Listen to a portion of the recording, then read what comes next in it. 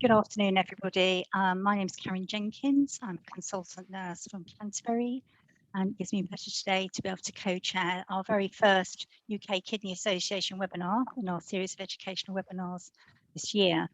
I'd also like to introduce my co-chair, Dr. Katie Vinan, who's a kidney doctor from King's.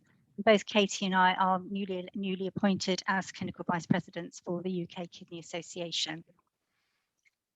Our choice of webinar today and the title Optimal Supportive Care, Providing Choice for All is hopefully going to give you quite a diverse view of supportive care, both for adults and for children. We've got some very good speakers with us today who are going to give us an overview and share their experiences and knowledge with us. We've also in the process of setting up a working group and also setting up a supportive care special interest group under the UK Kidney Association.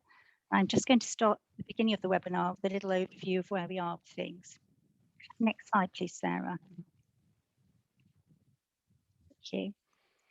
So the purpose of this special interest group and the UK Kidney Association are going to be developing special interest groups in many other areas. But the purpose of our special interest group in supportive care is to hopefully provide education training and some learning resources, some clinical recommendations for practice, and multidisciplinary healthcare. Sorry, can we go back a slide, please? Sorry. Thank you. For obviously looking at safe, effective care for adults and children with end-stage kidney disease who require supportive care. And it's really important that we do include adults and children in our special interest group. Also, we've been looking at how GIRF, getting it right first time, how that's highlighted practices throughout. Sorry, a bit of interruption there. How GIRF has looked at practice critically across England and how we need to have access to either what we call conservative management or supportive care, and looking at exemplars of practice, looking at how we can develop care pathways and potentially looking at how we can cost and support this particular aspect of care through national tariffs. And it's very important that we have a multi-professional approach to management of this group of patients. Next slide, please, Sarah.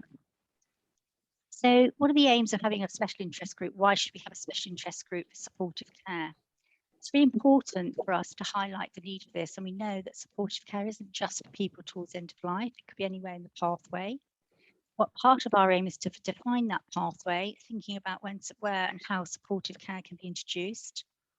Perhaps address specific concerns relating to later life, end of life care for people with kidney disease and how they may differ from other members of the population. What we'd really like to be able to do is to write some recommendations for practice. There are nice guidelines on end of life care and supportive care. But we don't have anything specifically for renal currently. It may be included in other national guidelines, but we're not really got any specific focus on that. We also want to be able to contribute to any national guidelines that may be evolving. And also, how do we communicate that? Our recommendations to both the renal and the non-renal community. You know, many of our patients, we have shared care, they're cared for in the community. We rely very much on our interlink with primary care. And it's important that we have a real shared vision for the care of these patients. And of course, we want to promote shared learning and promote best practice. Hence, through webinars like this, we can do that. It's incredibly important for us to build links to partner groups, such as primary care, so our general practitioners and our practice nurses, community nurses, care of the elderly, particularly with paediatric services, and that's really all the way from birth through transition through to adulthood, and our community and perhaps in-house palliative care teams.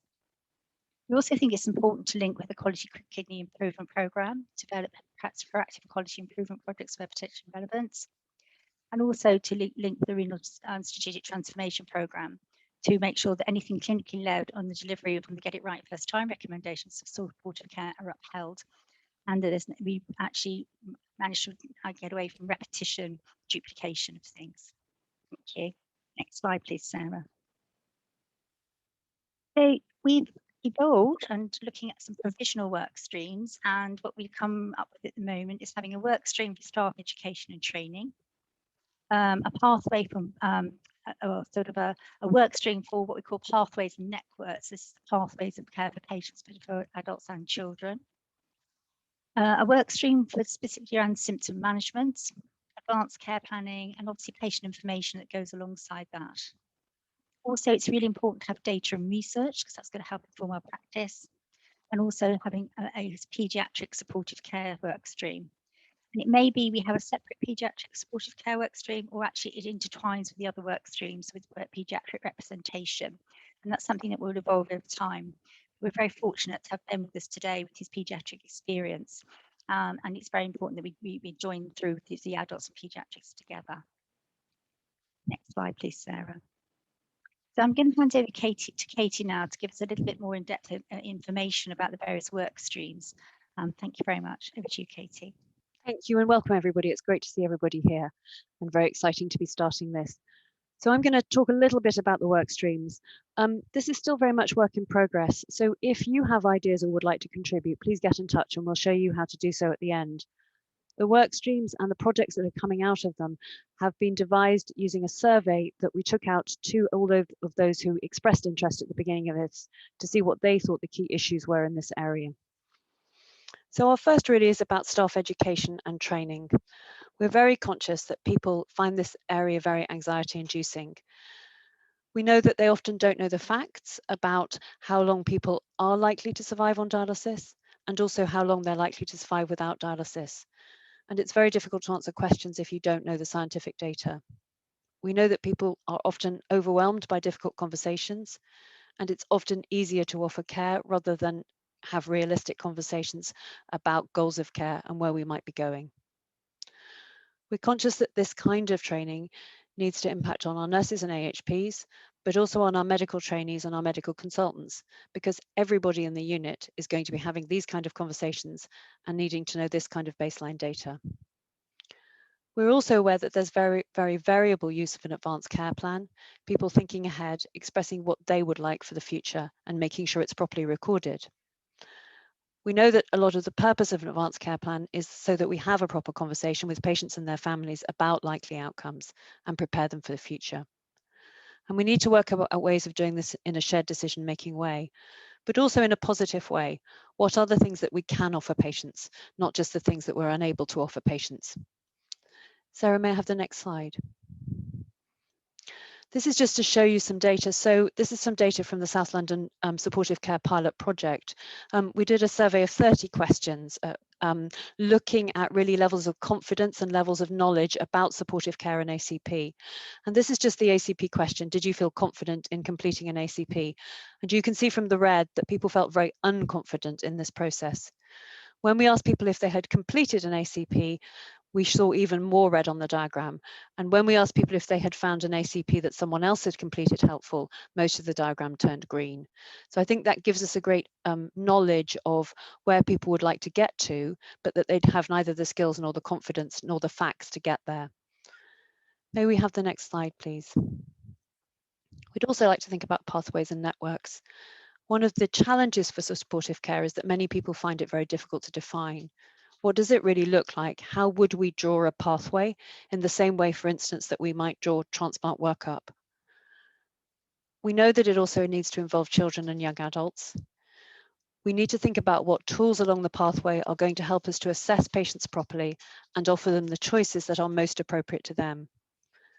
And as I said before, we need to think about what we can offer in the form of comprehensive geriatric assessment, links to frailty teams, and improving therapies to try and ensure that we're offering patients for whom dialysis may not be a beneficial choice an alternative pathway which really thinks about their care needs. We also need to think about that in those who are already receiving renal replacement therapy, but for whom the principal goal has become quality of life. We're linking, as we've said before, with KQIP. We need to link with the care of the elderly and their frailty teams, with hospice and palliative care, and with primary care. May I have the next slide, please? This is complex. It's one of the most complex systems that we have in renal medicine. And so we need to think very carefully about how we link in and we involve all of these people in the special interest group. And the next slide, please, Sarah.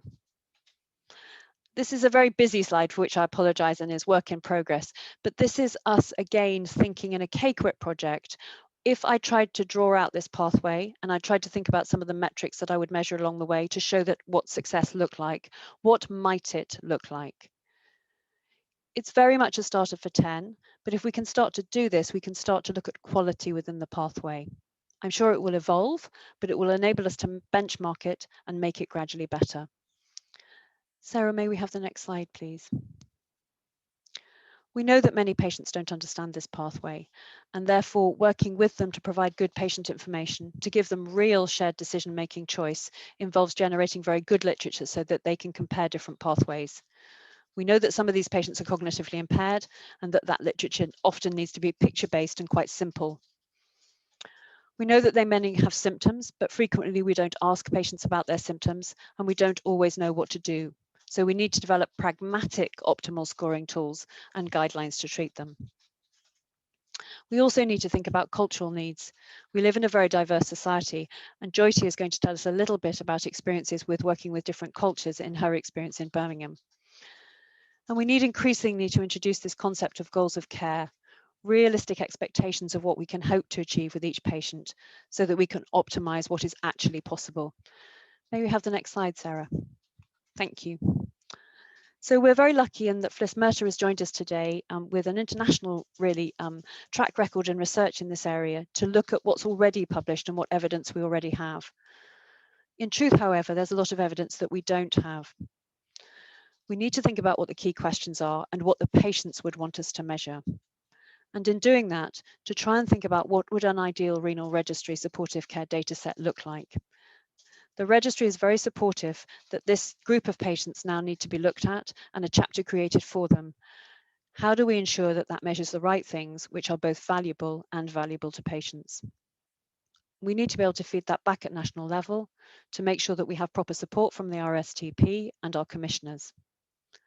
We also need to make sure that we have a properly funded workforce, and even some early studies on that have shown that frequently this work is poorly funded and poorly resourced. May we have the last slide, please? So this is just again a draft data set, and I apologize that it's not very clear, but again, it's a starter for 10. What might it look like if we tried to devise KPIs for this pathway? What might it look like, and how might we look at that at a national level? Next slide, please. So what are our next steps? Well, I'd like to invite anyone who's interested who hasn't already joined the SIG to join us. And please do let us know if you're interested at the address that's listed. We're now going to go into our talks. And just to say that there will be Q&As. We're going to have our first 3 clinical talks, and then we're going to have about 10 or 15 minutes of Q&A. So please do feel free to put your questions in the chat box, and we will try to convey them to the speakers at that point. We'll then go on to the further 2 talks and a further set of Q&As at the end. So I'll hand you back to Karen to introduce our first speaker. Thank you. Thank you very much, Katie. So it gives me great pleasure to introduce Tricia Sutherland, who's going to give us a talk about how she developed the Renal Supportive Care Programme in Ayrshire and Arran. Tricia also was awarded the Renal Nurse of the Year award this year for the work in setting up this service. And Tricia has pre-recorded this session, but I do believe she's live to be able to take any questions as Katie described at the end of these 2 sessions. So I'll just hand over to the recording now. Thank you, Sarah. Hi, I'm Pamela Mackenzie. I would like to present a short outline of the development of the Renal Supportive Care Service within Ayrshire and Arran. We are based within the west of Scotland. I will summarise how I set up the service and how our programme has developed, especially with the creation of the designated post of Renal Supportive Care Nurse and how this role has developed. I'm an associate specialist and I've worked full-time in renal medicine in Ayrshire and Arran for more than 24 years, covering all areas within the renal service, especially the acute inpatients and the acute clinics. My job is very clinical and a significant proportion of my time is spent looking after acutely unwell patients within our renal high dependency ward. I also established our pre-dialysis service several years ago. In recognition of the increasing number of frail patients with complex comorbidity and chronic critical illness, I tried to set up a renal supportive care service initially in 2010. I visited other Scottish renal units to observe the variety in practice. Unfortunately, I was not successful at this time due to the lack of allocated time and unfortunately lack of support from some of my medical colleagues.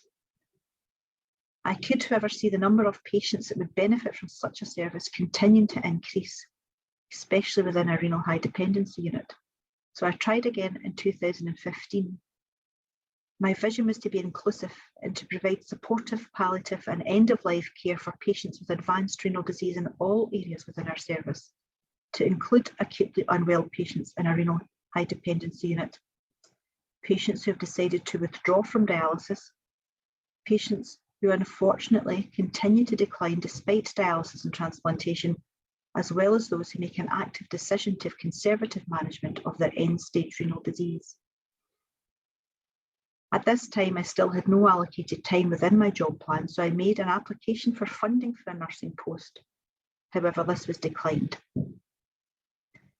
Fortunately, many of my nursing colleagues from each area within our service were very interested in my renal supportive care work, and I was able to build a network of highly motivated nurses representing each of these areas to act as renal supportive care link nurses, and we had a network of 7 nurses.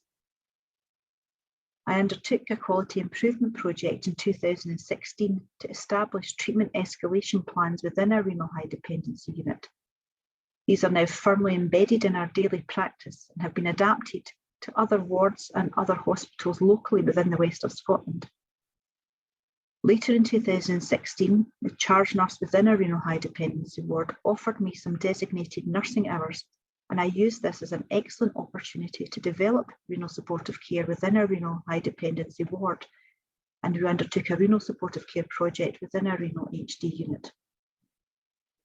I adapted our treatment escalation plans to include a prompt to consider referral for renal supportive care, and provided criteria for that referral in the form of a renal supportive care trigger tool. This trigger tool was published on the SPICT website.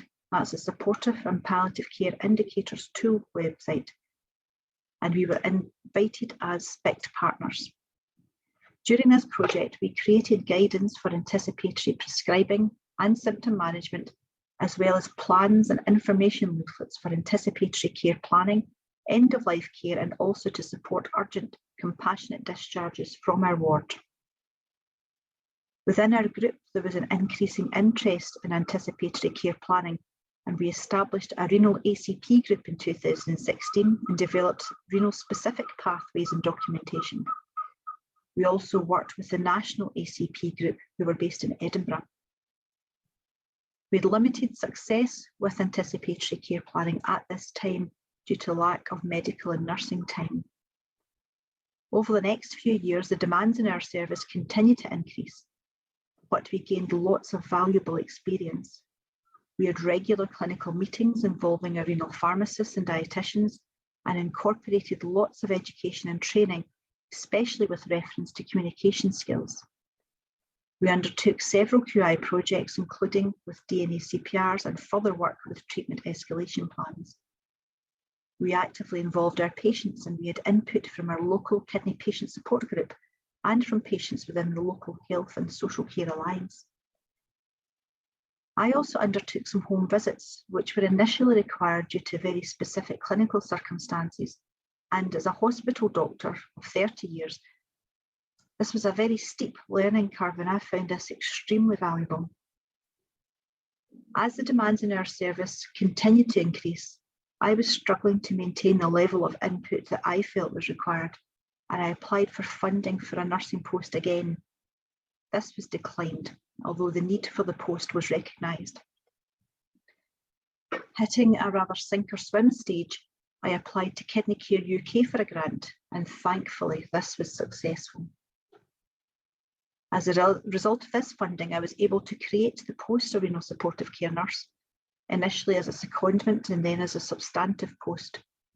With this additional designated nursing time and now some time allocated within my job plan, we were able to continue to maintain and develop our renal supportive care service locally. Anticipatory care planning was established and firmly embedded, and we rebranded this to future care planning, what matters to me, as this is an entirely patient-centred process with a positive aim to support our most vulnerable patients to live better for as long as possible, based on their goals for their treatment and what truly matters to them. This nursing post enabled me to continue to maintain and develop the service, including during the pandemic, and to date more than 250 patients and their families have benefited directly from our renal supportive care service, and we have received excellent feedback from patients and their families. We have established referral pathways, an electronic referral system, as well as a clinical mailbox. We have worked closely with our team in our low clearance advanced kidney care clinic and have established our conservative management pathway and introduced future care planning to our pre-dialysis patients who choose conservative care. We have continued to provide education and training for all our staff throughout our renal service and have presented our work at meetings locally and nationally. We continue to develop and promote our local renal supportive care service for the direct benefit of our patients, their families, and our staff. We continue to forge links with other clinical teams and specialties, and we are active in our local deteriorating patient and resuscitation group, local ECP group, as well as involvement with communication skills training, and we hope to continue some of our work within the Scottish Renal Supportive Care Group, having had our first meeting before the pandemic. The role of a renal supportive care nurse has developed significantly. Initially, the focus during the secondment was to work with patients receiving hospital haemodialysis in our satellite dialysis unit, and then at our parent dialysis unit. And then this work moved on to include patients who'd chosen conservative management. Our priorities were to develop and implement the renal supportive care referral pathways and to introduce and establish future care planning. Establishing future care planning within our renal supportive care service has been a significant development. The COVID pandemic has highlighted the importance and need for treatment escalation and the need for future care planning, especially for our extremely vulnerable patients. Future care planning is a term used to describe the thinking ahead approach, where people are encouraged to consider what treatment or care they would like to receive if and when their health deteriorates. It encourages people to make plans when they're well, when they have clear thought processes and are able to make decisions, not to wait until their health deteriorates and are unable to convey their thoughts and wishes. Future care planning includes discussions about dialysis in the future, realistic ceilings of care, end-of-life care and resuscitation. Having open and honest discussions paves the way to good care for all of our patients.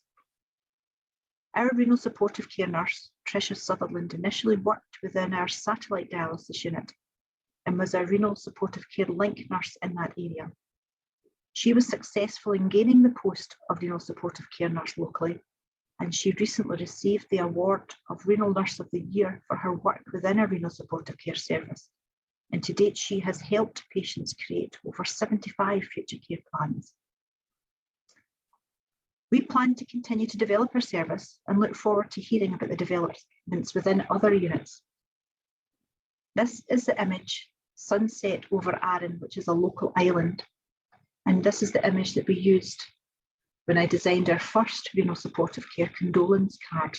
The image was taken by one of our renal supportive workers, who's also a transplant patient. The success of our renal supportive care service has been a team effort. Having a renal supportive care service allows our patients and their families to experience high quality, individualised, patient-centred care.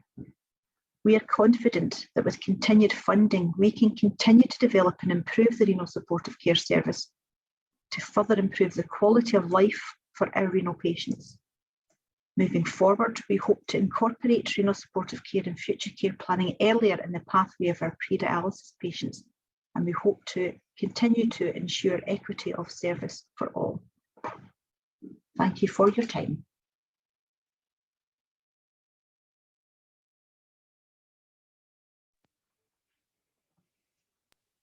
Thank you very much for that presentation, Pamela. I thought it was going to be Tricia presenting, but it was actually you, so that's excellent. Thank you very much indeed. I think as Katie said, we're going to have questions after all three of our presenters. I believe, Katie, are you going to introduce Ben? I am. So Thank you for the first talk. Lovely introduction and wonderful overview. One of the things we were very struck by when we first put out expressions of interest for this group is that several paediatricians came forward. It's fabulous to be working with them and to understand their perspective. So we're very lucky to have one of them with us today. Ben Reynolds is a consultant paediatrician at the Royal Hospital for Children in Glasgow.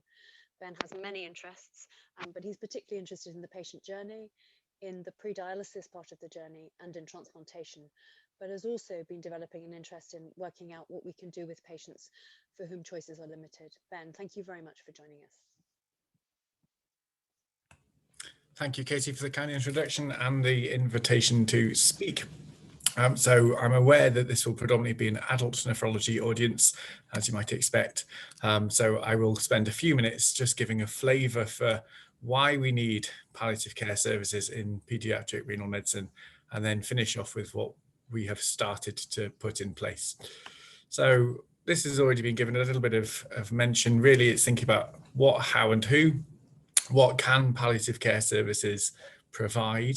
And my feeling on this is that the public think about it as a support in the process of death, and palliative care is equated in people's minds to dying patients, but that is not that seems to be to the exclusion of everything else for many of the public. But we recognize that actually palliative care services have a variety of roles, including the management of distressing symptoms and emotional and spiritual support for patients. And within paediatrics, we, as you all know, think about often the patient is only one tiny cog in a huge wheel of families, siblings, and well-wishers. How palliative care is provided usually is one of a trio of people. So an in-hospital palliative care team, hospice-based care, and community-based care. For children, community-based care tends to be performed by hospices going out to families' homes rather than by primary care, although the water gets a bit muddier when it comes to young adults. And then just want to spend a moment thinking, as I say, about who actually needs this. So the mortality in pediatric renal patients is fairly low, as you might expect, but in those requiring renal replacement therapy, the mortality risk is about 85 times higher than that of age-matched controls. So a large European patient registry that is from the millennium of over 6,000 patients had a 5-year survival on the commencement of dialysis of 89%, which is not great. If you have a 1 in 10 chance of dying in the first 5 years since starting dialysis as a child, that really does drive home the potential mortality risk. And that risk was higher in those in the first year on dialysis.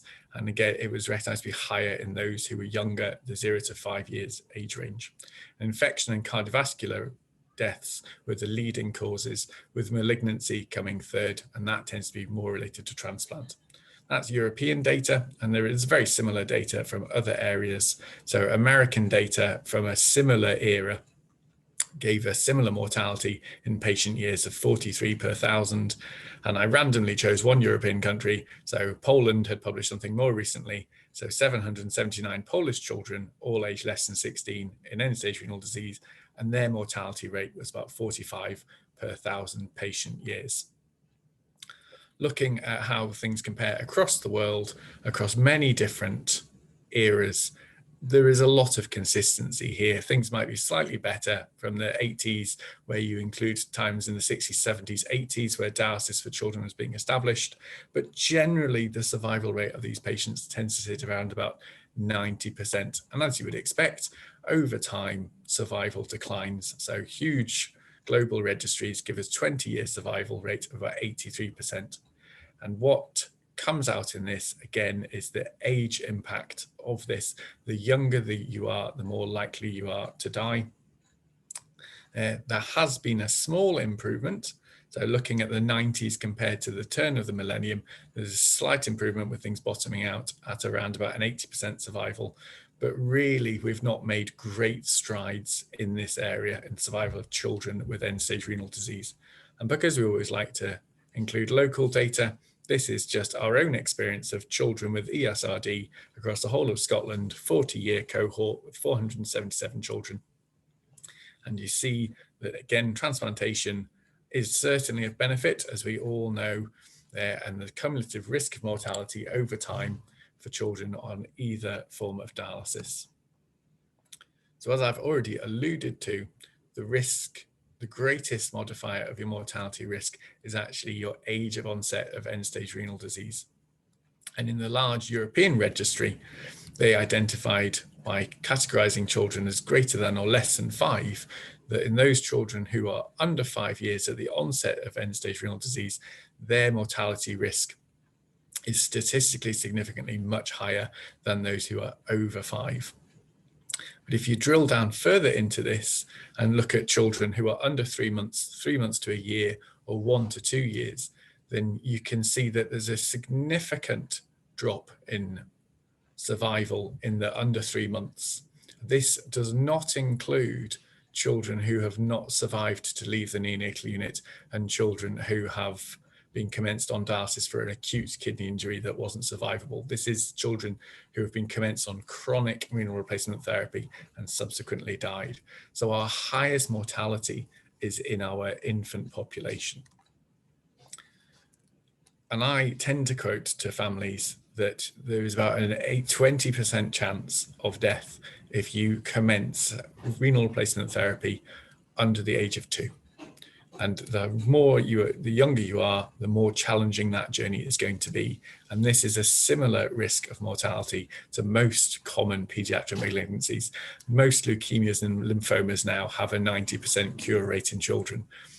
And when people think about palliative care, they think of patients dying, they tend to think of cancers.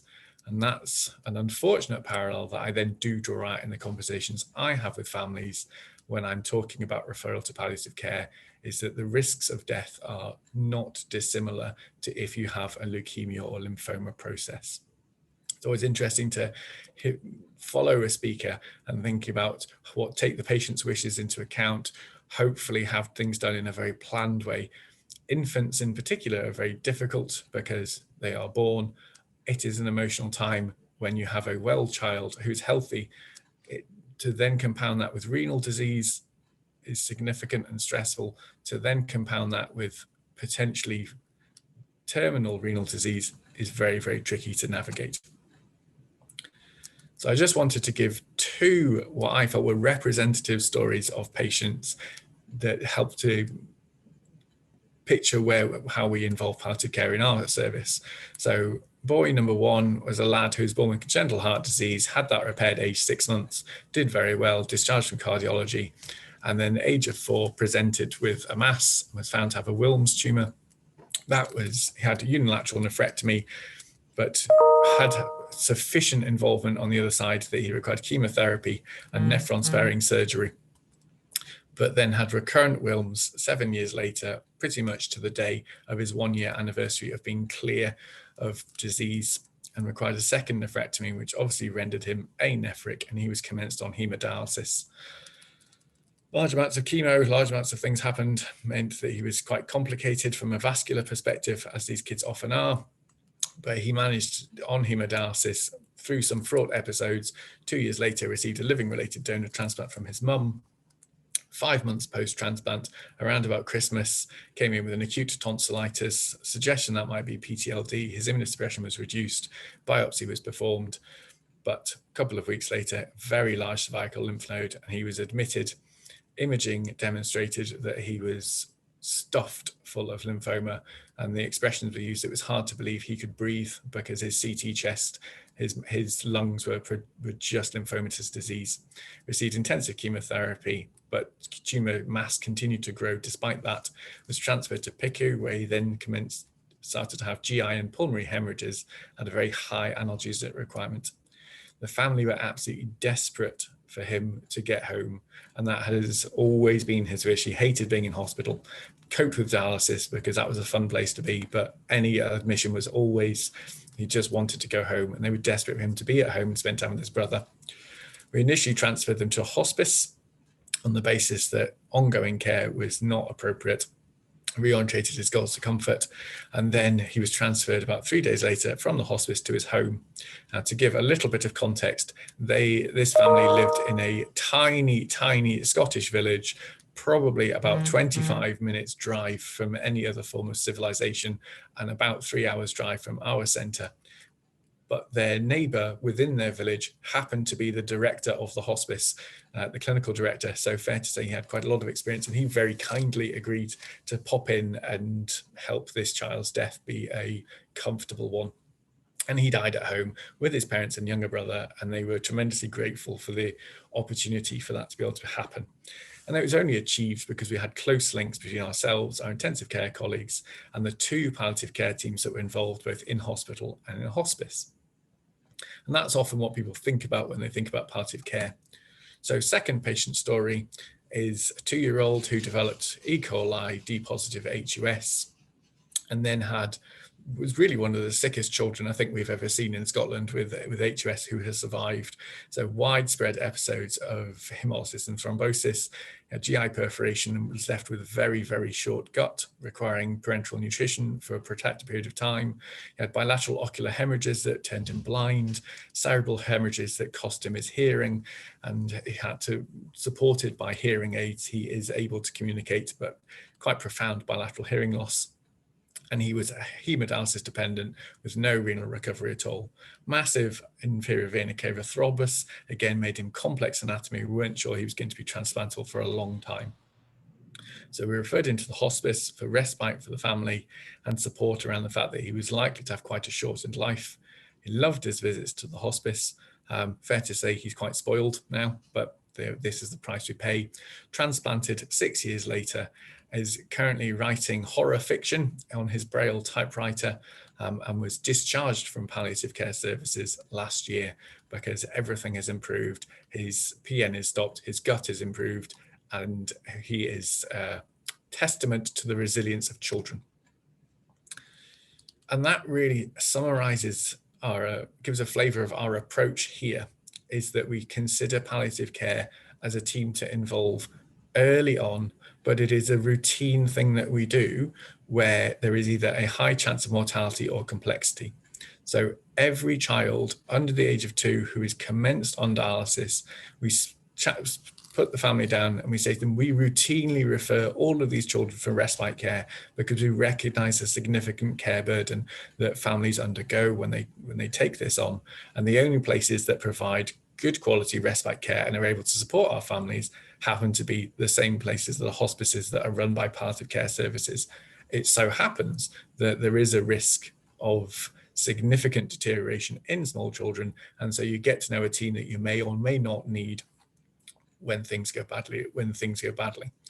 So that's how we couch it, is that this is a routine thing that we do for all children under 2. It's not saying we think your child needs palliative care right now, but it's good to have that team involved early on. So if they do become necessary, they're familiar faces. We have very close liaison with both our in-hospital and hospice palliative care teams. And we always emphasize that this is respite rather than end of life, but it's a happy coincidence that both can happen. Our goal is for children to be discharged from palliative care. That is our goal, to get them transplanted and well enough to be discharged. We plan for the worst, we hope for the best. And since instituting this routine nature of our referrals, I had hoped to have hard data to show you on exactly what proportion we are, but I think we're now the 3rd commonest specialty that refers to the children's hospices after haematology oncology and the complex neurodisability kids. So we certainly use services a lot, and the hospice services are very grateful for that, because service use equals demand for a service equals justification for ongoing charitable funding. And hopefully that has given a very basic flavour of palliative care in paediatric renal and how we are trying to do our best to get this integrated. Thank you. An amazing talk and huge food for thought. Thank you so much. I'm going to let questions come at the end, if we may, and hand back to Karen for our 3rd speaker.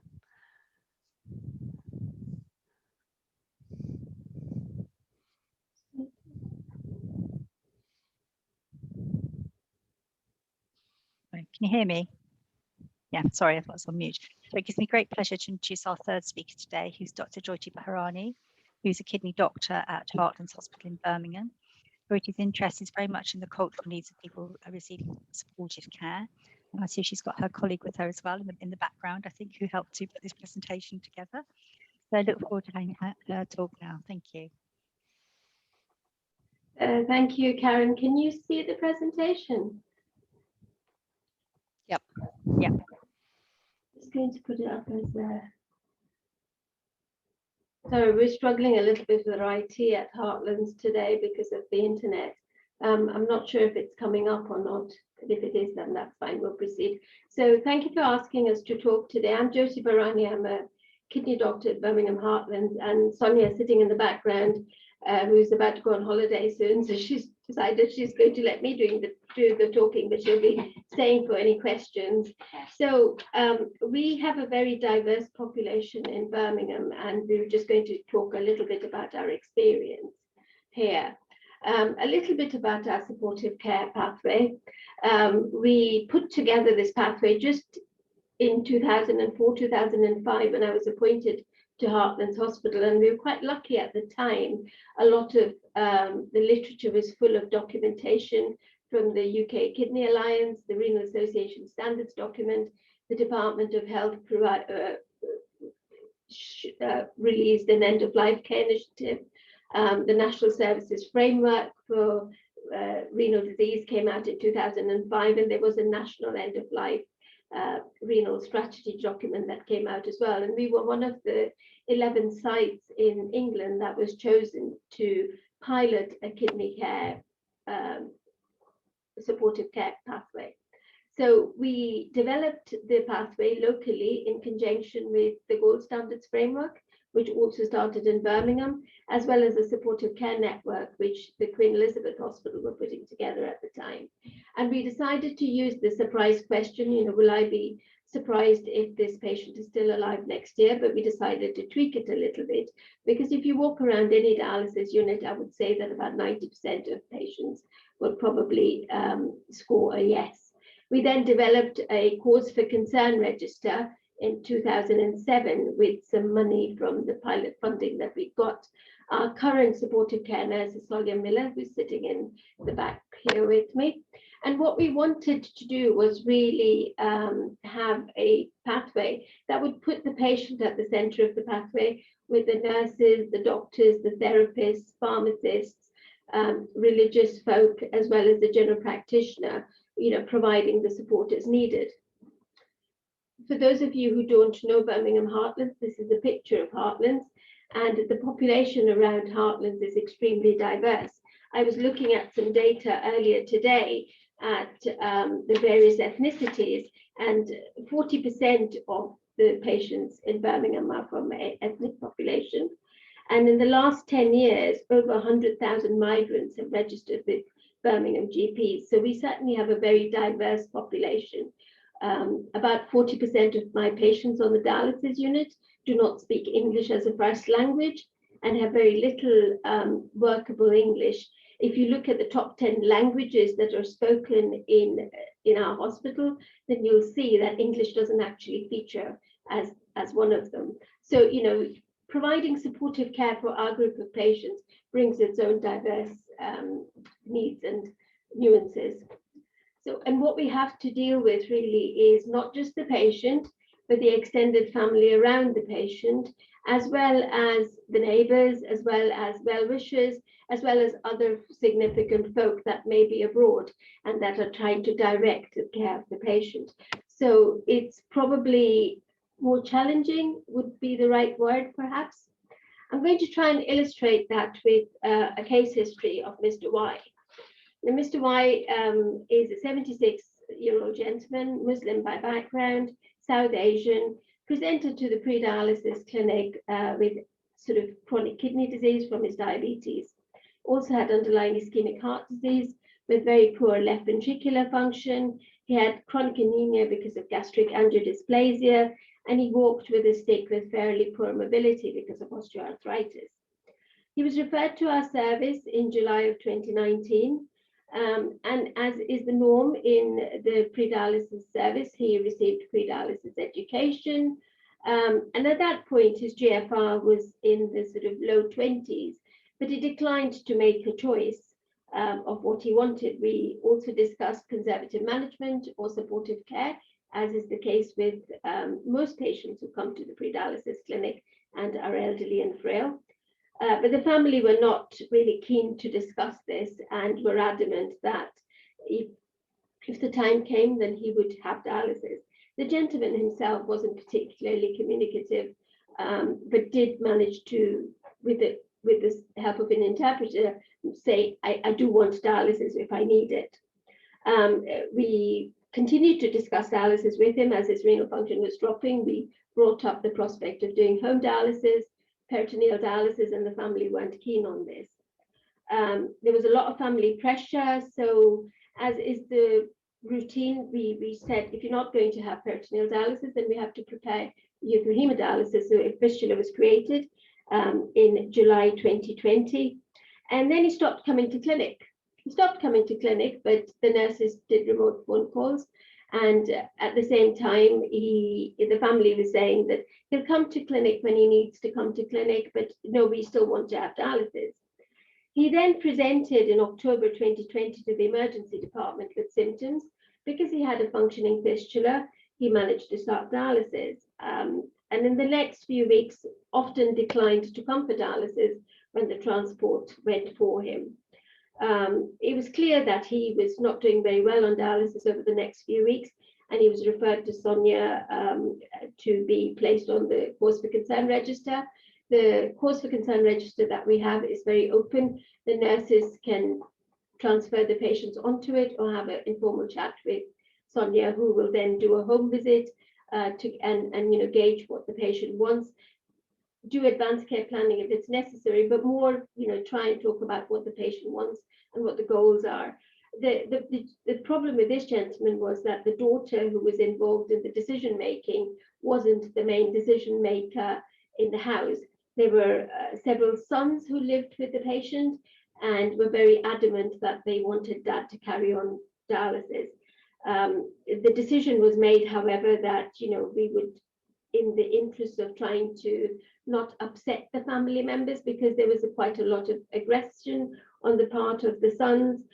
We didn't, wish to sort of create any more angst. We said that we would continue to dialyze him. He then turned up only a couple of times between October and December, and he died at home peacefully earlier this year. So, that's very much in stark contrast to a lot of our patients on the supportive care pathway that choose to either reduce the frequency of dialysis or choose not to have dialysis if, it's clear that they're not coping with dialysis.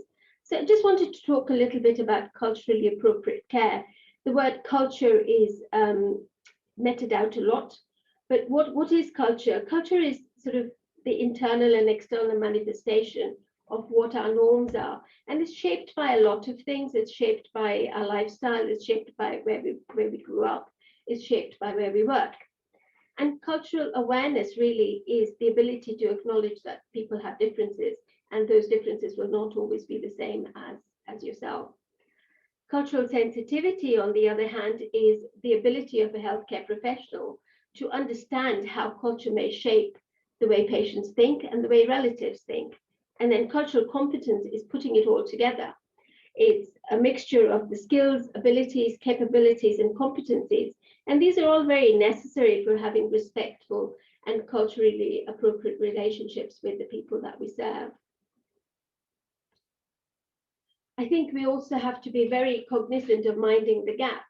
The cultural factors that surround patients' preferences around decision-making and receiving bad news and end-of-life care is very different to perhaps ours. And extended families, often with diverse family members, both locally and abroad, with different backgrounds and educational levels, present certainly a challenge to us, for providing day-to-day care. For us, it was clear this gentleman should stop dialysis, should just live his last days at home, being comfortable. But that was not the case for the family. The family wanted him to come for dialysis because they felt that dialysis was keeping him alive. And it can be quite frustrating, and it can be quite challenging when a patient comes, with a two-man lift, and to us doesn't have any apparent quality of life. and trying to discuss this and explain this to family members can be very, very difficult. So, and conflict often happens because the Western way of doing things and truth-telling and patient autonomy and shared decision-making are embedded in the way we train and the way we are asked to look after patients. We have a separate framework of ethics that we follow. And this can often be at odds with what the patient wants and what the norms of that culture are. It's quite normal to protect an elderly patient from perceived bad news in certain cultures. It's also very normal for the family to make decisions as opposed to an elderly folk making a decision. And family decisions such as familial piety, which is actually looking after somebody, is considered to be more important than actually telling the patient, telling the relative what the outcome may be. So it's not always culturally appropriate to say to somebody that actually, dialysis will not improve your quality of life. Of course, it's the right thing to do, but that's sometimes not what the family wants to hear, and certainly not what the patient wants to hear. And I think when these two clash, there is always a conflict, and it can be a challenge both for healthcare professionals and the people who are dialyzing the patient, who don't quite understand, why we're doing this. And there's various ways to avoid conflict. But often it's not about avoiding conflict, it's about coping with conflict. What we've learned in our last 12 years is that conflict will be there. You're not going to be able to avoid it, but you are able, if you can equip your staff and the people around the dialysis unit or the conservative management program to cope with conflict, then that's better than nothing. Of course, we have GMC guidance in this country that suggests we do not have to provide a treatment if we think it's going to be harmful, and that we are legally bound to involve and inform the patient about what their illness is. And the request of the family shouldn't entertain us in what we say to the patient. But also the GMC then goes on to say that if there is a conflict, you can go on to have a second opinion, you can have legal advice, and some people would advocate trials of dialysis. I have to say, I'm not such a big fan. There are other things that you can do as well. You can transfer the patient out to another unit, and that's not your problem anymore. Or you can involve a hospital ethics committee. But instead of doing that, I can only remember in the last 18 years that I've been here transferring one patient out because of conflict, and maybe going to court for one patient. We don't do it very often. Instead of that, what we've tried to do is develop awareness culturally, which sort of is focused around communication, cross-cultural communication strategies. So I'll give you an example. If a patient says to me or to Sonia, I can't stop dialysis, or my father shouldn't stop dialysis because we're Muslim, stopping dialysis is akin to refusing treatment, and I'm not allowed to do that. So what we will then do is we have a Muslim chaplain who works as part of our supportive care pathway, and USMA will then call the patient, and if necessary, do a home visit and take it from there. And slowly but surely, we try and get the message across that actually, it isn't the norm in Islam to allow suffering either. So I think shared decision making can be done within the framework of the patient and their familial and cultural beliefs, but it takes a lot of time and it takes a lot of planning as well. We also try and do what we can when the patient passes away or dies. We certainly have a very active bereavement program where the picture in the middle, it's not a very good picture, I only took it this morning, is we send out bereavement cards to the family members within about 6 weeks of a patient dying. We used to write letters, but we found that there was a delay in the dictation and then the typing of the letters. So the renal unit administrator, as well as Sonia, will sign a personalized card and send it out. We've had many nice comments back from family members about this. And every year, last year was the first year for about 7 years where we didn't have an annual bereavement service. Although we carry out the bereavement service in a chapel, it is not particularly religious, and we try and have all faiths present. So the pictures are our previous matron and a couple of folk, including Sonia there and Heather, who's our occupational therapist, reading out the name of every patient that passed away in the last 12 months. On the right is one of the patients. We always invite patients to these bereavement services as well, because, you know, we try and acknowledge that, you know, death is normal in the dialysis unit. We try not to sort of hide it away. We do acknowledge the empty chair in the dialysis unit. We have a very open culture in that respect. And Sonia certainly does a lot of work, you know, trying to reassure the patients sort of left behind that, you know, that there is help if they need it.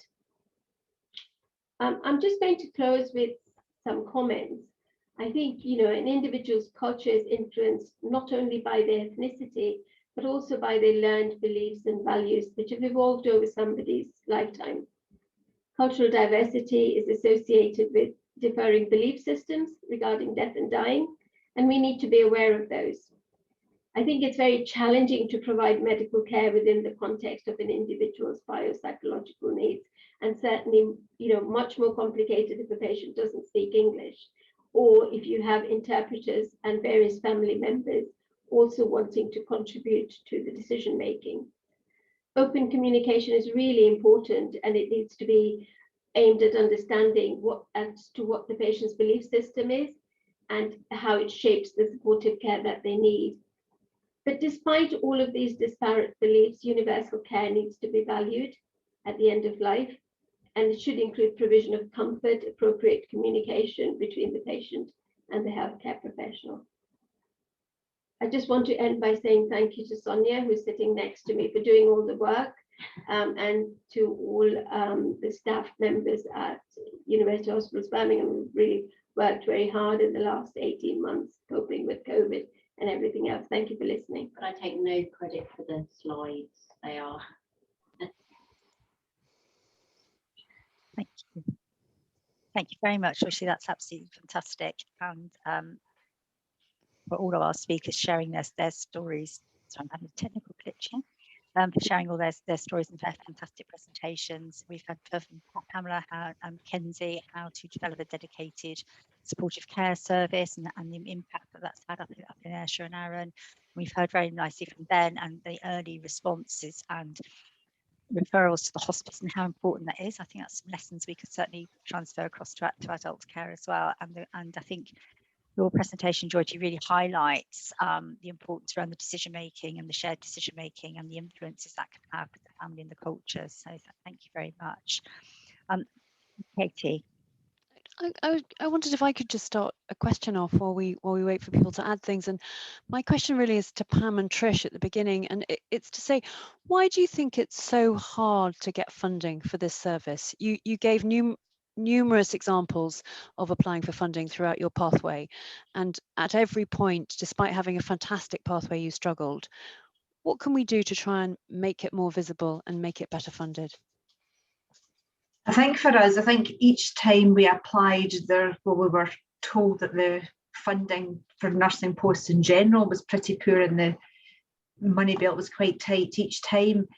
And I don't think there was really a recognition earlier on in the whole thing that, you know, renal supportive care was an important thing, but certainly more recently there's definitely an acknowledgement that it is very helpful, it is a great benefit to our patients. And the local funding at the moment, I mean, Tricia's post at the moment actually is being considered for permanent funding, and we still haven't heard back whether that's actually going to be guaranteed or not. Everyone recognises that it's required, everyone recognises that, you know, it's a great benefit to our patients and our service and our staff. Actually, we're just continually told that the money is not there, the money is very tight, and of course most recently you're getting told COVID money and all the rest of it. We're just told them there's just not a pocket of money to be set aside for that. Thank you, Pam. Chris, I believe you had a question. I kind of had a comment about the funding question from Katie. If you take this from a palliative care point of view, which is where I stand, there is no standard NHS funding for palliative and end-of-life care, 3 out of every £4 comes from the charitable sector. And I think that's part of the problem. It's not considered core business for the NHS. So if you sort of take the wider view beyond nephrology, I think we're pushing uphill all the time because of that.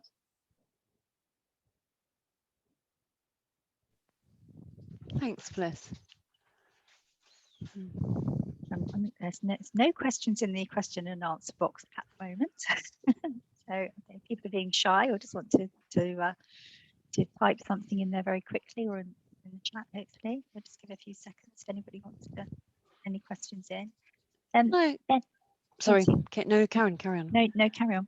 I was just going to ask Ben, do you feel that you have normalised this concept of every child is referred to a hospice very early? Do you find that you ever get pushback from that? I'm just interested in whether that's a very good model and whether actually we could be saying above a certain frailty scale or a surprise question or whatever we always involve. I'm just interested in your experiences. So absolutely no pushback from all the clinical teams involved, and the only people who are not happy with the routine referral are the families, and some of the families are, and it's very much the referral is done, and the team will make contact with the family and say, we'd like to introduce ourselves, and if the family say we're not interested, we don't want to do it, we don't push it, because obviously that's not the purpose of the referral at all. We've had, I think, 2 families who have said, no, we're just not interested in this at all. And then one of them did fine, was transplanted and is absolutely grand. And the other child did die very suddenly in hospital in a fairly, devastating way, in such a manner that I'm not sure there was no requirement for palliative care.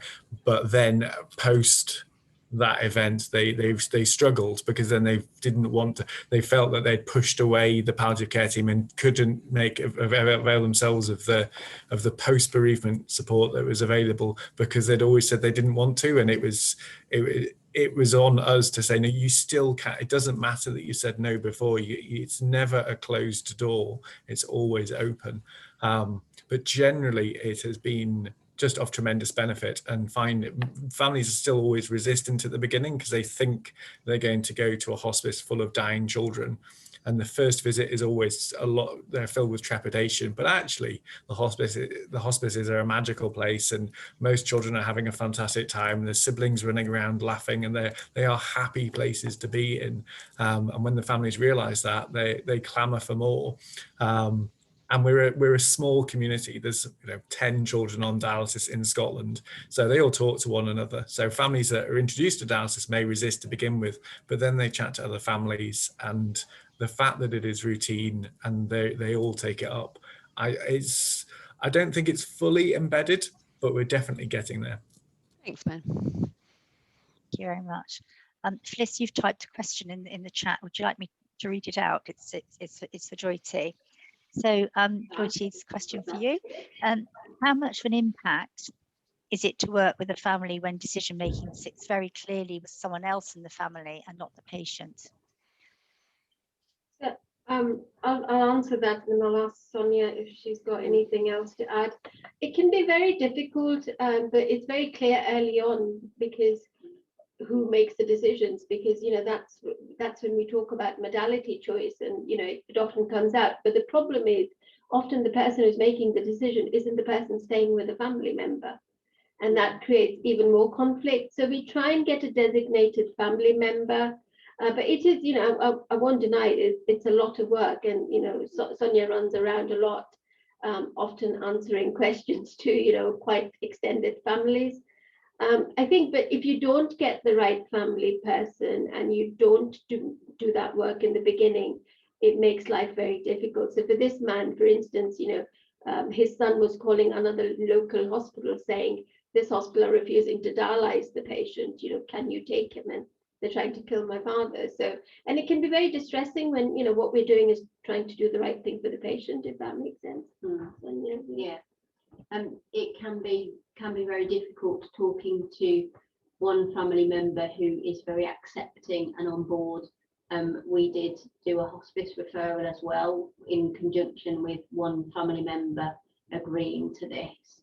and then the other family members rebuffed the approaches of the hospice services, and having spoken with our Muslim colleague from the chaplaincy team, she said, you know, there may be repercussions further down the line if one family member is seen to take a view that palliative care is a better way forward, and other family members are pushing for very active treatment.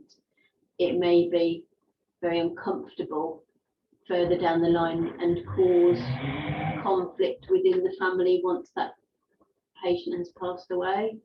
So it's all really treading on eggshells sometimes, and you don't want to make enemies from any members of the family as far as possible, because at the end of the day, in spite of conflict, they are looking at, as far as they are concerned, for the best interests of their loved one. So it's you'd be better working for the UN sometime.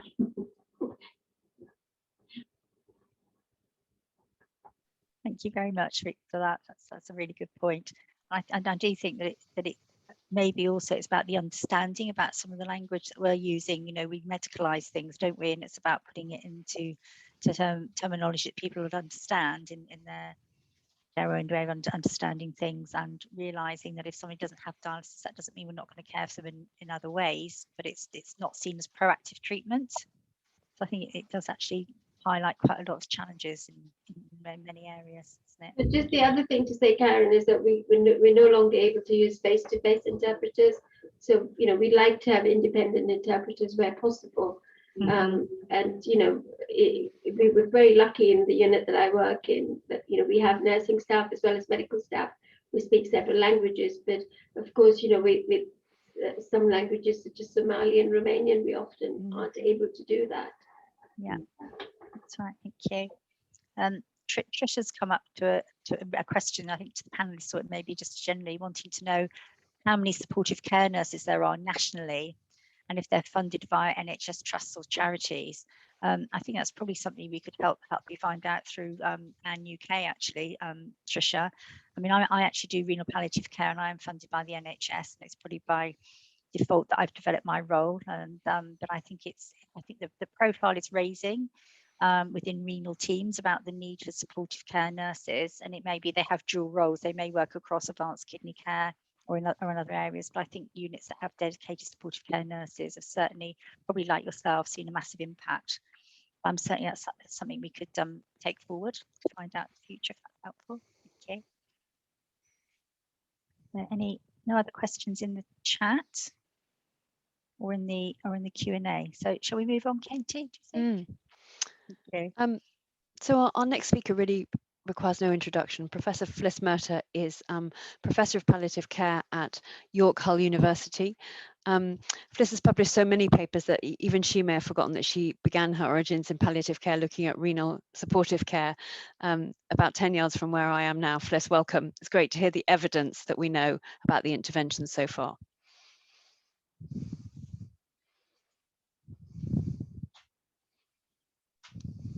Sorry, I shared and then couldn't find the unmute button. Never very good, is it? Okay, can you see my slides all right now? And can you hear me? Yes.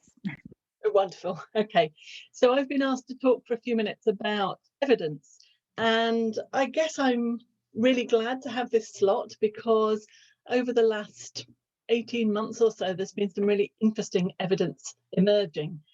And I think we're in an exciting time where we're starting to get much more solid evidence. And I think we talked at the beginning a little bit, I think Katie mentioned that evidence is really important. I would go further and say it's the lifeblood of clinical practice, and that everything we do every day, there is use of evidence, and we either do it well or we do it without an awareness of some of the latest findings. So it kind of beholds us all to think about this emerging evidence that's coming forward, and to make sure really that it informs our practice. So I'm going to go very rapidly through some really big areas, and please forgive me if you want to know more about that area and I don't dwell on it for long. But I'm just going to highlight, I think, 7 or 8 pieces of a newish evidence that are kind of very important. So first one is about the survival issue. So thinking about conservative versus dialysis. If you look back over the last few years, there's been 3 systematic reviews on this question. And I think that's because it's an important question. So people have tried to look at the evidence and see where the evidence fits. There's been a really exciting publication, the FOO publication last year in kidney medicine, which adopts a different statistical approach. Because the trouble is, you can't do a randomized controlled trial. You can't really randomize people to have conservative management or dialysis. It just is not possible. Although Fergus might like to disagree with me there, but anyway, we can have that conversation somewhere else. But this group have adopted a really interesting statistical approach, which tries to estimate the true effect size from cohort studies, and tries also to estimate the extent to which confounders may be operating or not. And if you want to look at that in any detail, the Blum and Sozio papers, that's an editorial which discusses this statistical approach. So it's really interesting. It's essentially a meta-analysis with bias analysis. They looked at 12 studies with 16,000 dialysis patients and 3,500 conservative patients. Now, if you think back to Celine Foote's work, which was 2016, she only found 700 conservative patients in trials or cohort studies. So you can see that the evidence is accumulating. And they basically found that dialysis was associated with improvement in mortality. So the hazard ratio was about 0.47. And they also estimated the true effect size and what that meant. Essentially, whatever they did in the stats, they showed that survival benefits from dialysis were robust, even if you allowed for the confounders. I don't think any of us are really surprised about that because we know dialysis improves survival. They did a sub-analysis looking only at older patients, and that didn't really change the finding. What they didn't do is then do a sub-analysis looking at the people with comorbidities or not, and that's probably the critical question. So I guess the next study really needs to think about looking at the comorbidities in particular, because that probably would change the findings. They also did a subgroup analysis looking at things other than survival, and the thing they looked at was length of hospital time, you know, how many hospital days do people have? And they did show that dialysis didn't really seem to help that a lot, because obviously when you're on dialysis, you're spending a lot of time in hospital. So I think that has moved us forward in terms of methods. It hasn't moved us forward quite as much as we would like to have gone, but I think anybody who's interested in this area of research, I would really say look at the studies. There's also a systematic review on quality of life published by Jyoti Baharani and the group working with him. And they found, they asked the question, what's it like in terms of quality of life for those who are on conservative care versus dialysis? In terms of quality of life and symptoms. And basically 11 cohort studies, over 1,700 patients, but no RCTs. And in most studies, the people who chose conservative care were older with more comorbidities and poorer function. So far, no surprises. They did find that results were reasonably consistent across the studies, which is quite helpful. And they basically found that patient-reported physical health and symptoms were worse in the dialysis group if you compared them to people who had chosen dialysis but hadn't yet started it. But it was pretty similar when it actually came to dialysis. Now, the tricky thing about that is, of course, you don't quite know when people are going to start on dialysis, even if that's the pathway they've chosen. So difficult one to weigh up. They found the mental health outcomes were pretty similar. And they also, in the patients who chose dialysis, the burden of disease and the impact really went up after they started dialysis. So it does show some clear findings. And I guess the most useful thing from this review was the consistency of findings, despite the sort of slightly heterogeneous populations. So that's two questions, one about survival and one about quality of life. This is one about whether hospital-based palliative care, as provided by palliative teams, actually does make a difference in terms of the outcomes once people have got out of hospital. And it was a propensity matched cohort, if you're interested in the methods. And they looked at length of stay and hospitalisation, and they also looked at whether people got readmitted to hospice and whether they were enrolled in hospice. In the US means hospice or palliative care. And actually, they found it does make quite a marked difference. The two bars that you need to look at are the bottom two bars in each of these three charts. You can see that hospice enrolment is much greater if people have had an inpatient palliative care input, and that rehospitalisation is a bit less, and that that reduction in rehospitalisation increases over time. Okay, so that's kind of saying if they get a shortish term intervention while they're in hospital, does that help in the longer term? And it does. We all want to know more about advanced care planning and what effect that has. There isn't really lots more after the Cochrane review, which was 4 or 5 years ago now. But the Cochrane review did highlight two studies where they seemed to be showing that people had fewer hospital admissions, less use of life-prolonging treatment, and generally better adherence to what the patients preferred. And I think that last part is probably what's most convincing about this. But the evidence was pretty limited and the quality of the work done was pretty suboptimal. So if anybody's interested in that whole space, then it's a good space to consider researching. There's an interesting study come out this year looking at nurse-perceived barriers to renal palliative care. Now, this wasn't big numbers of people, but it was selected people who were really engaged in this area.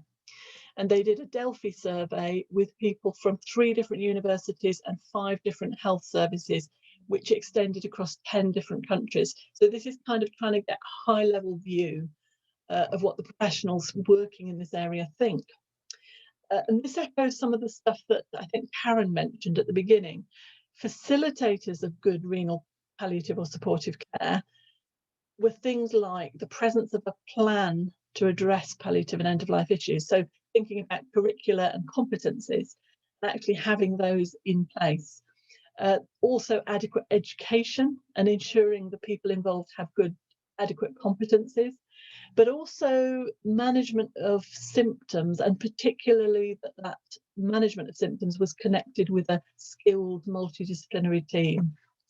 The barriers were about lack of collaboration, particularly between medical and nursing staff, lack of experience, and I guess this reflects Jyoti's comments about the quite complex role of family and culture in these tricky decisions.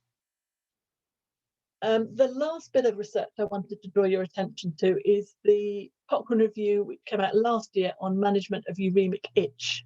So this was looking for randomized controlled trials, and it's a tricky one because there's about 50 or 60 different treatments, either topical or systemic, which are recommended or at least mentioned in the literature. And so when there's that many different options, it usually tells you there's not much evidence for any of them. But they found 92 RCTs, randomizing 4,500 participants roughly, and 58 of those studies they were able to put into the meta-analysis.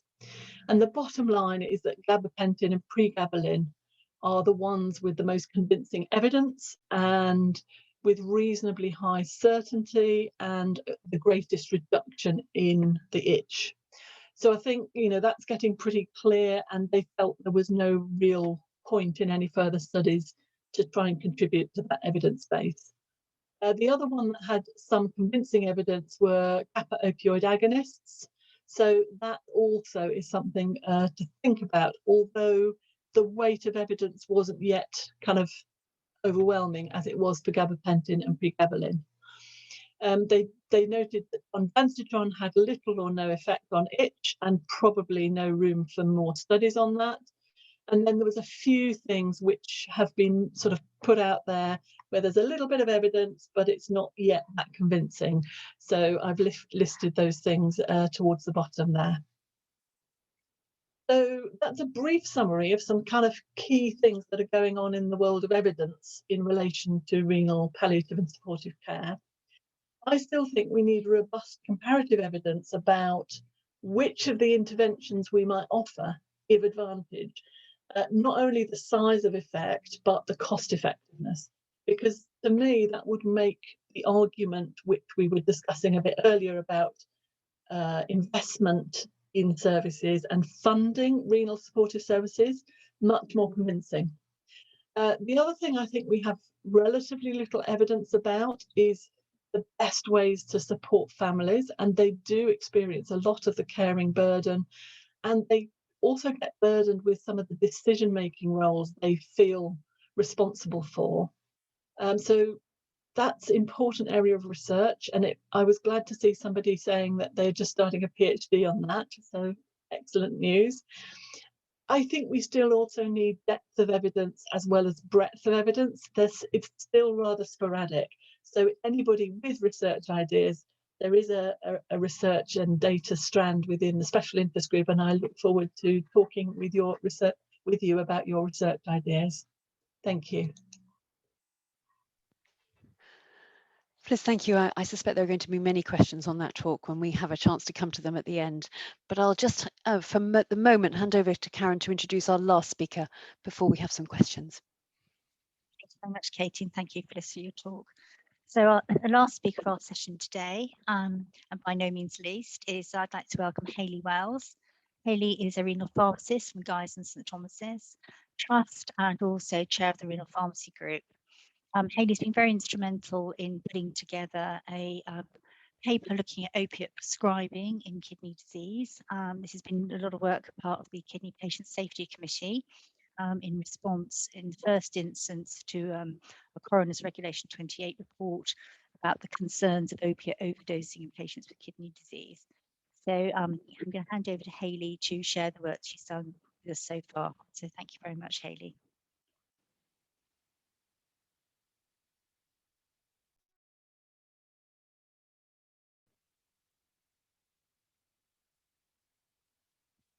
Checking if Hayley's there.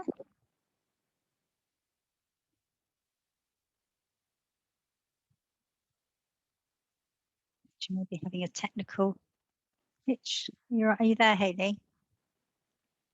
I can see you on the screen.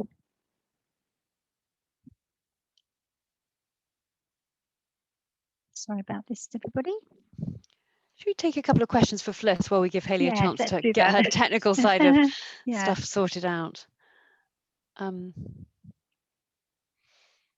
nothing in the question and answers, but I think you raised some really good points about the research for this and doing the comparative studies, particularly around symptoms between patients receiving conservative or supportive care and also through patients on dialysis. And perhaps that's something, if you feel that's something we should be looking at measuring more, I suppose, routinely or readily in the population. I just wonder your thoughts would be on that.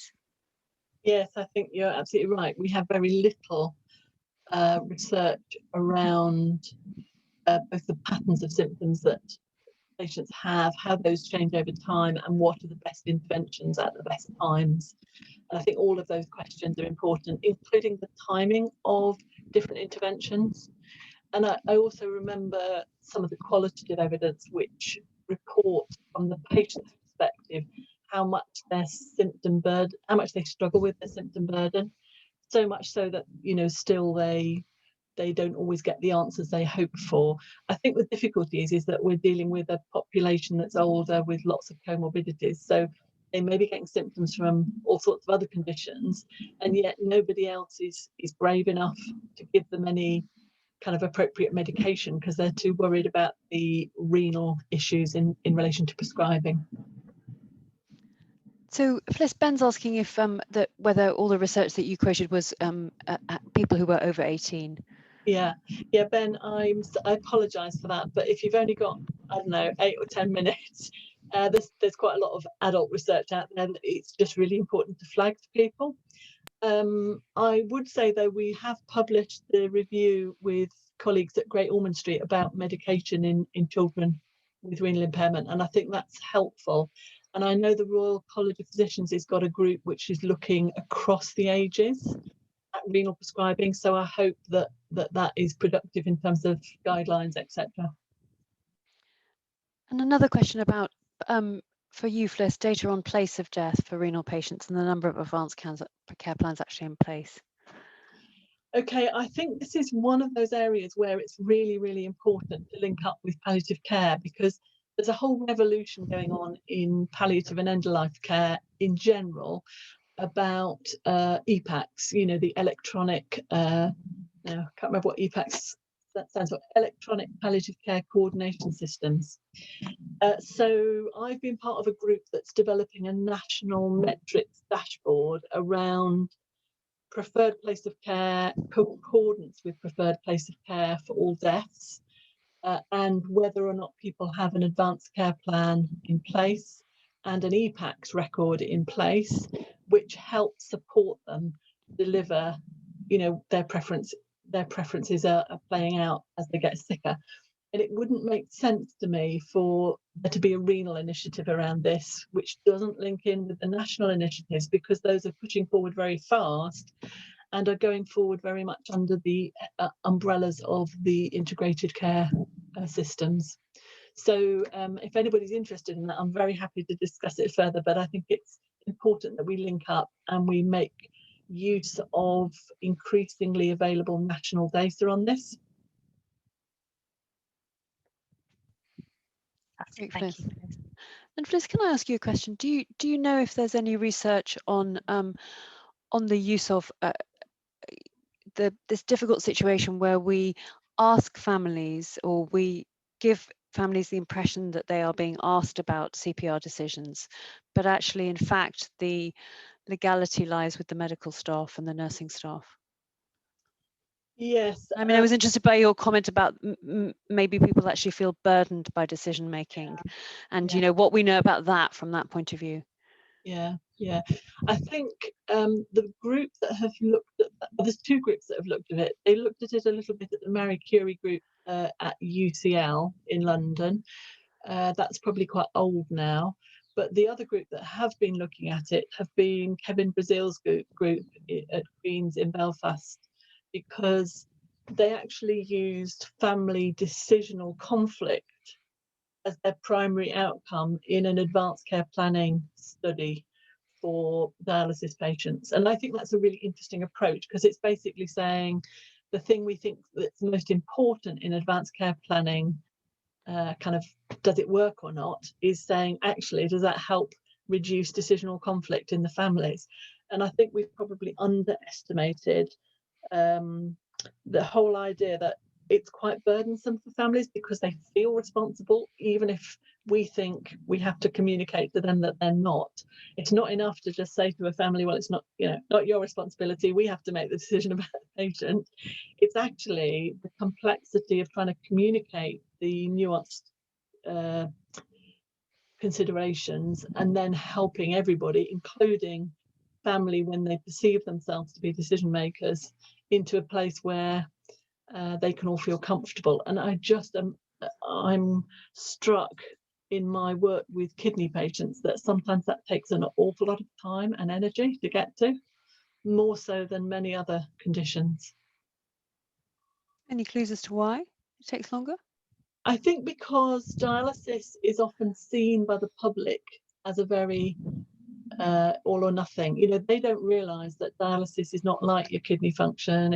There's lots of limitations on it. They think you have dialysis and it does what your kidneys should be doing, and that's the end of it. So therefore, why would you stop? Yeah, and that's a bit of a simplification, but I think the public view of what dialysis is and does is profoundly different from even a patient view or a professional view. Patients often pick it up from their time in dialysis units and they're travelling to and forth to dialysis sessions, and so they learn very quickly that it's not all it's kind of set up to be. But sometimes the families don't get that, and so it's quite a hard journey for them psychologically to understand what it is that's being said. And as soon as the patient's families feel on the back foot, they get very defensive in advocating for their patient, so their family member. So it's a very, very tricky psychological conundrum. So lots to do with public education there, I suspect, and very early nephrological education at a very early stage. Thank you. Should we just see if Hayley's ready? I thought I saw a pop up on the screen. Are you there, Hayley? Yes, I'm here. Sorry, I'm just trying to now put my screen back on. Start video. Fantastic. Welcome. Thank you. I apologise. I ran off and then came back again, which you were looking for me. Hand over to you now, then. Thank you. So, sorry, I'm just trying to share my screen. I won't be a second.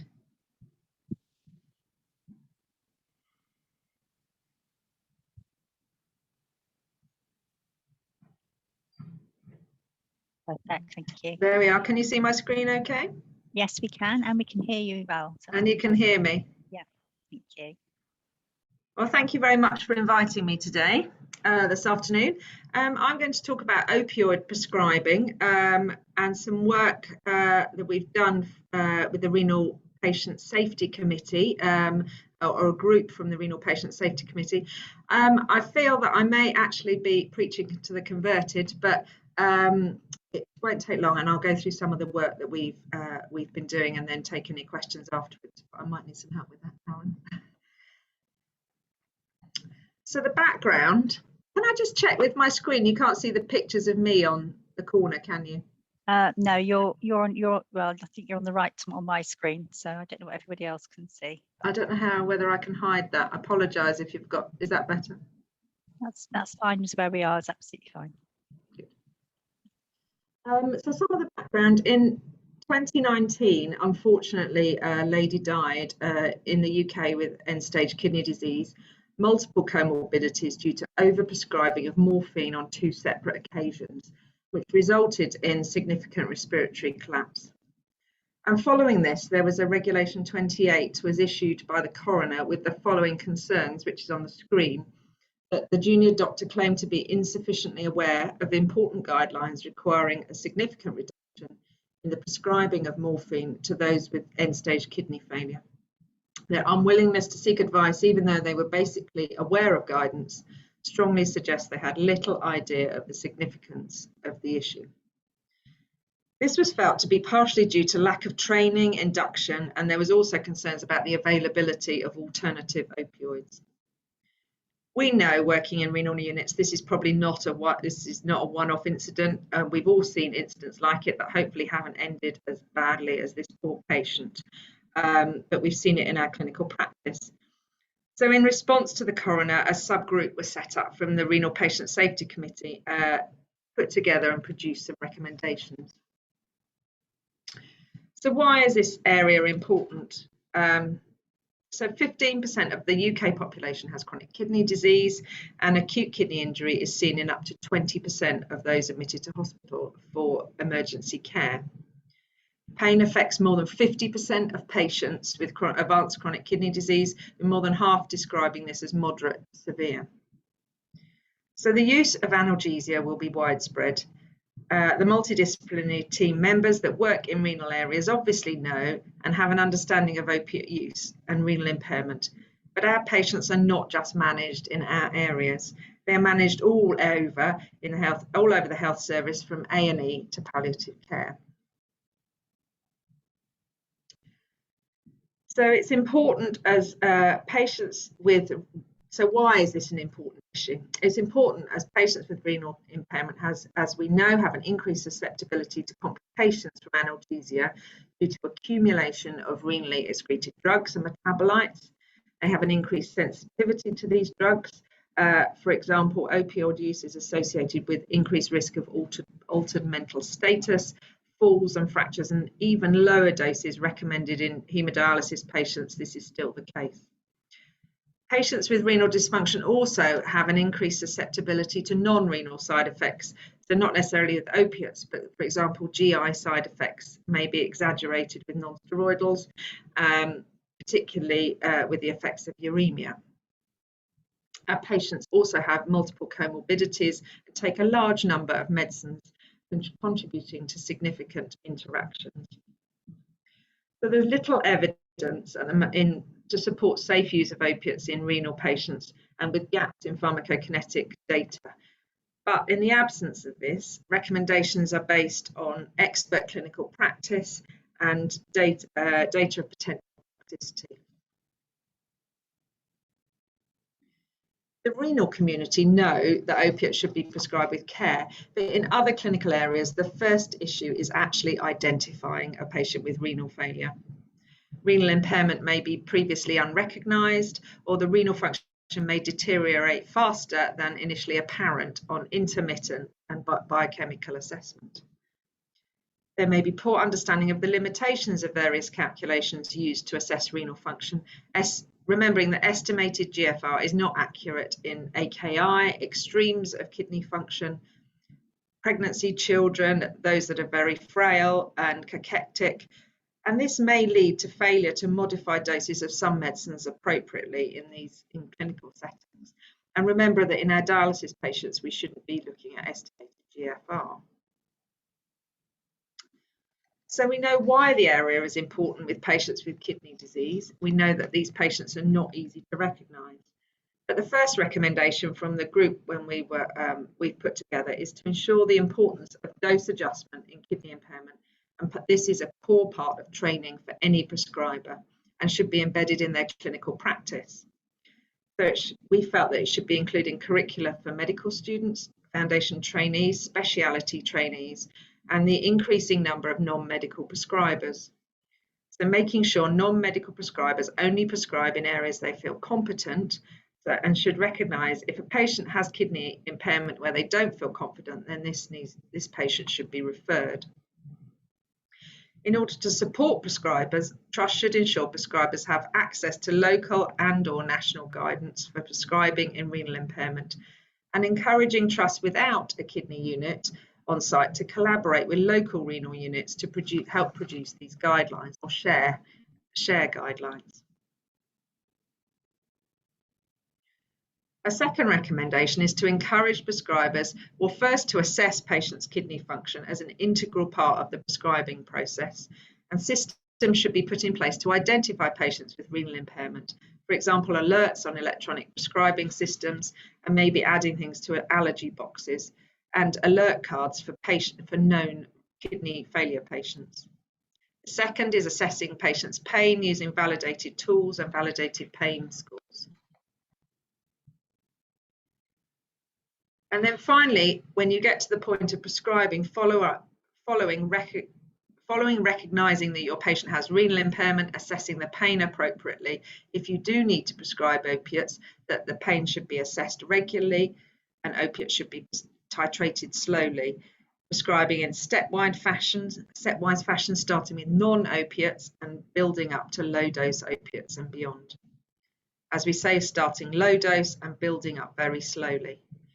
Trying to use oral administration if possible, and ideally opioids with hepatic metabolism. But we know this isn't always possible because fentanyl and alfentanil are preferred but extremely potent and often unavailable in acute pain settings outside intensive care and palliative care. Oxycodone is preferred to morphine, however the metabolites can still accumulate in those with reduced renal function.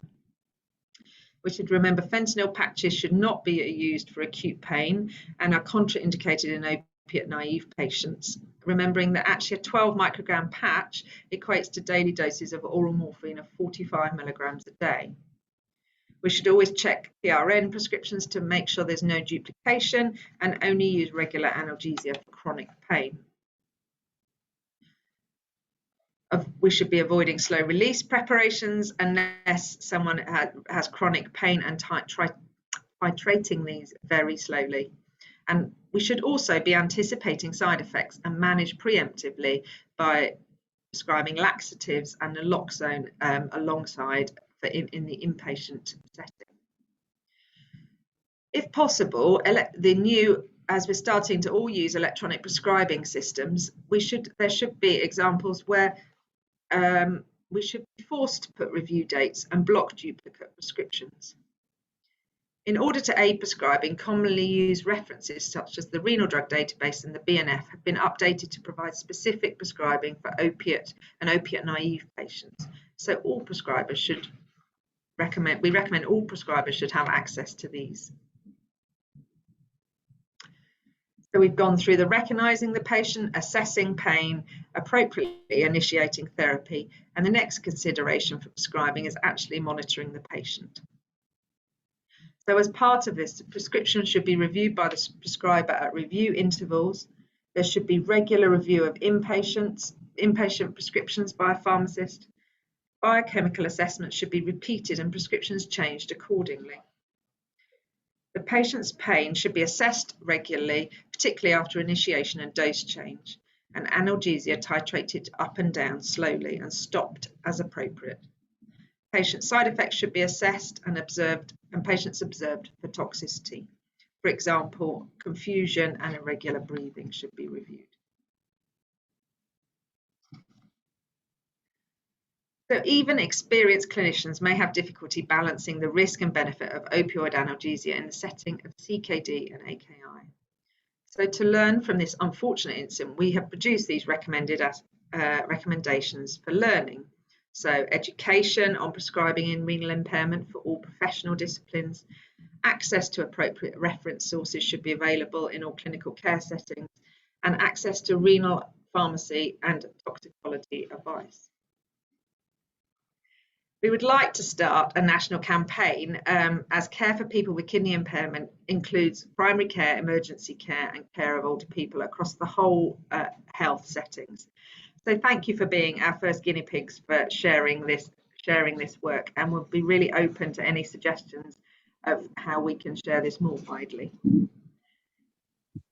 I'd like to thank, so these recommendations were produced by a multi-professional subgroup, as you can see from the Kidney Patient Safety Committee, and I'd like to thank all the co-authors of this document.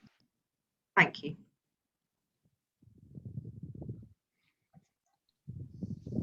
Thank you, Hayley. That's, any questions? I'm just trying to unshare my screen now. And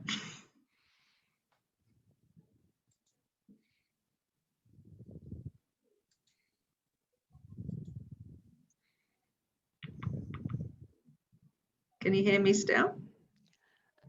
Hayley, can I ask you, to what extent did your coroner's case reveal very little and the sort of levels of understanding of renal prescribing generally? I wondered.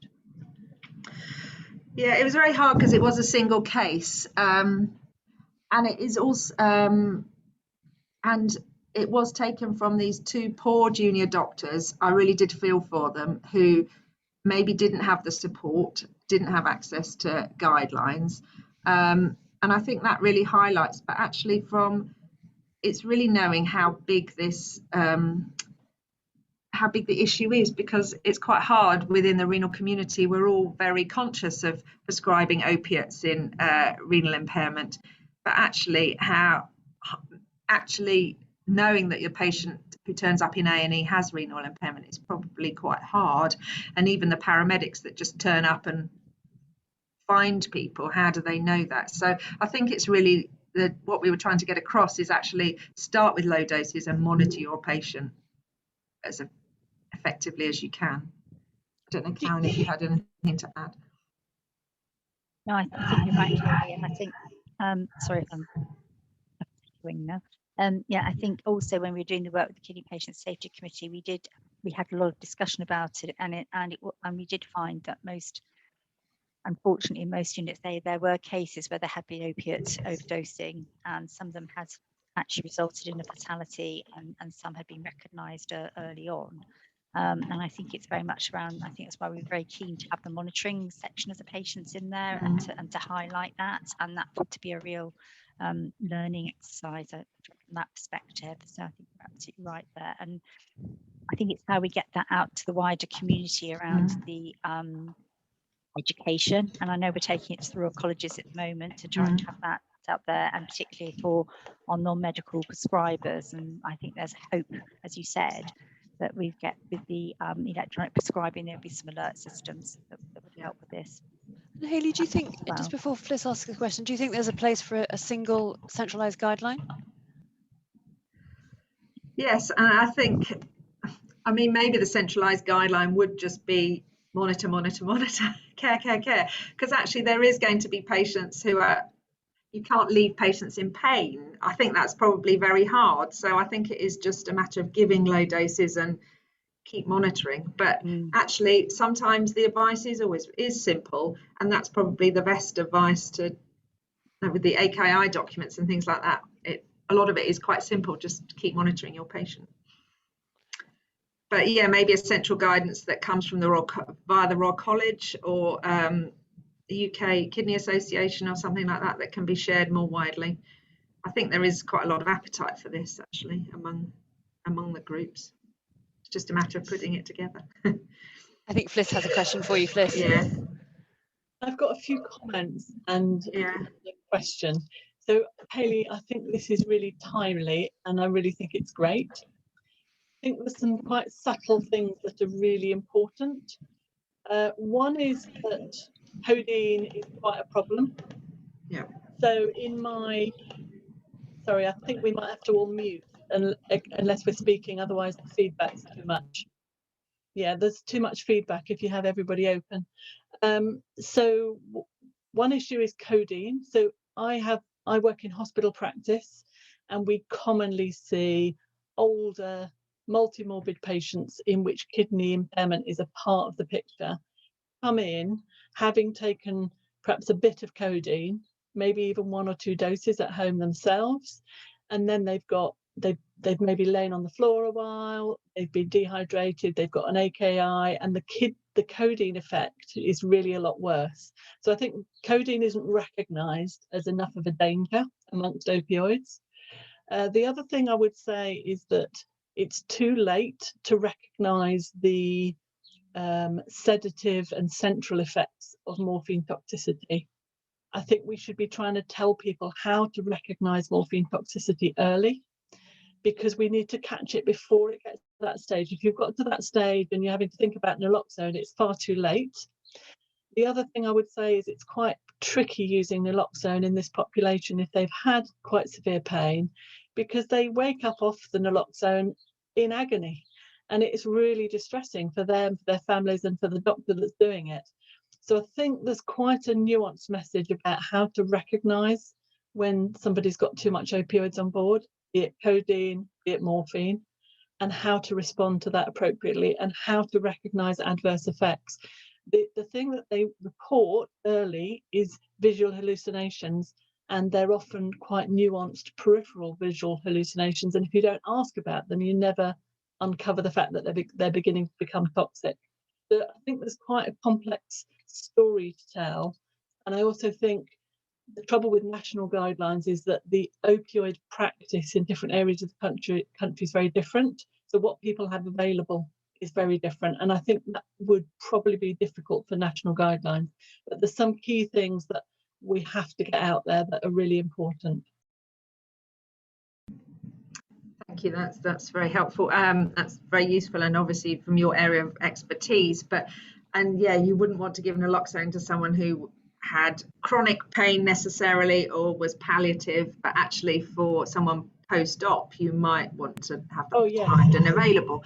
So it is, but yeah, that's very interesting about the nuances of overdosing. I must admit, I wasn't aware of that. So that's that's very interesting. But it is, I suppose, and you know about your own area. So we would use at Guy's and St Thomas's, where I work, we do use oxycodone in that group of patients. But actually, a lot of kidney units are still using morphine appropriately, but just using very tiny doses and prescribing, so very tiny doses and monitoring those patients. So I think it's very hard to produce something nationally to say you should only use a certain drug or you should only use, but I don't know, Katie, if you have thoughts of, do you think a national guidance would be So, I mean, I recognise Fliss's challenges. I suppose I want that junior doctor who doesn't know where to start to have something they can turn to that is actually going to help them. And maybe that's something for the group to think about. I can see there's a question from Vivian in our audience asking about building up a service and advice for how to build up a case for a specialist renal pharmacist. And Hayley, I wonder if you wouldn't mind if we put you in touch sort of separately, because I think that's it's a very good but a slightly complex question.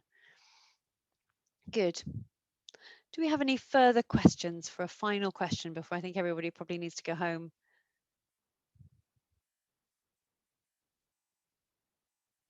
Okay, a request for too many separate guidance. Let's just keep it brief. Fine. Okay. Thanks, Jeremy. And a very good point. So can we just close by saying thank you very much. What a fantastic webinar. Lots of diverse information, lots of food for thought. Really lovely to see all the speakers. Thank you so much for the people who've joined us. This is the beginning of the special interest group, so please get in touch. I think you can see from this evening's presentation, there's lots to do. Have a good evening.